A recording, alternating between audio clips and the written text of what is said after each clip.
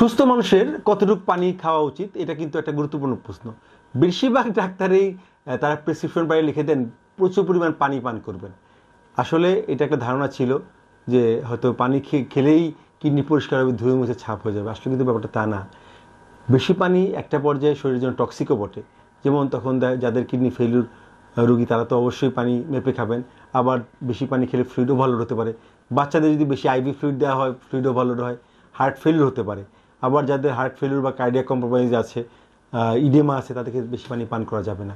তবে মোদ্দা কথা আমরা বলি যে 2 লিটার পানি পান করলেই একটা পূর্ণবয়স্ক মানুষ, 70 কেজির মানুষ, তার জন্য 2 থেকে 8 লিটার পানি সারাদিনে পান করলেই চলবে।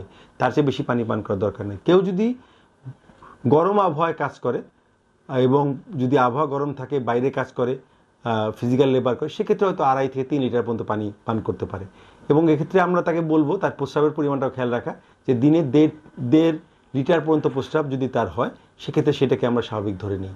আর আরেকটা জিনিস অবশ্যই আমাদের মনে রাখতে হবে যে যদি কারো পাথর হতে থাকে বা স্টোন ফর্মার হয়, সেক্ষেত্রে হয়তো সে পানি একটু বেশি 4 লিটার পর্যন্ত খেতে পারে।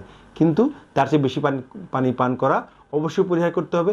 যেটা ঘন ঘন মূত্রত্যাগ করতে হবে তাকে, তার কিডনির উপর চাপ পড়বে, সেটা বাঞ্ছনীয় নয়।